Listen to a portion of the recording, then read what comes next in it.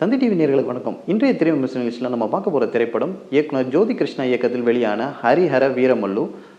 தெலுங்கு நடிகரும் ஆந்திரா துணை முதல்வருமான பவன் கல்யாண் நடிப்பில் வெளியான இந்த படத்தில் நிதி அகர்வால், நாசர், சத்யராஜ் உள்ளிட்ட பலரும் நடித்திருக்கிறாங்க. சரி, இந்த படத்தோட கதை என்னன்னா, அவுரங்கசீப் காலத்தில் கோகினூர் வைரம், அதாவது ஆந்திரா மாநிலத்தை சேர்ந்த கோகினூர் வைரம் அவுரங்கசீப் காலத்தில் அவரோட அரண்மனையில் இருக்குது. இதை பவன் கல்யாண் அங்கேருந்து அந்த கோகினூர் வைரத்தை, தங்க மாநிலத்தை சேர்ந்த வைரத்தை எப்படி மீட்டாரா இல்லையா என்றது தான் இந்த படத்தோட ஒன்லைன் கதையாக இருக்குது. சரி, இந்த படம் கதை எப்படி நகருதுன்னா, இதை 3 விதமாக பிரிச்சிருக்கலாம். எப்படின்னா, அவுரங்கசீப் காலத்தில் இஸ்லாமியர்கள் இந்துக்கள் மதம் மாற்றுறதுக்கு என்னெல்லாம் அவங்க செஞ்சாங்க, அந்த ஒரு கொடுங்கோல் காட்சியை விவரிக்கும் ஒரு கதைக்களமாக இது மூவ் ஆகுது. இன்னொன்று, பவன் கல்யாண் தற்போது ஆந்திரா துணை முதல்வராக இருக்கார். ஸோ அதனால் எப்போவுமே பழைய எம்ஜிஆர் படங்கள்லாம் அரசியல் வரும்போது மக்களுக்கு நல்லது செஞ்சது, ஏழை மக்களுக்கு அவங்க எப்படி நல்லதுலாம் அந்த படத்துலலாம் அது காட்சிகளாக இருக்கும். அதே போல் இதுக்கும் இந்த படத்துலையும் ஒரு 4-5 சீன்ஸ்க்கு அதே மாதிரி வச்சுருக்காங்க.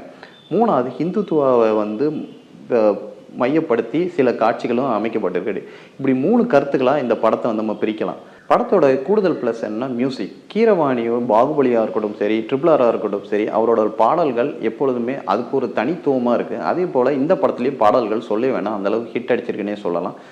மேலும் இந்த கதை அம்சங்கள் கொண்டு போன விதம், அது ஒரு பழைய காலத்தை அதாவது முகலாயர்கள், அவுரங்கசீப்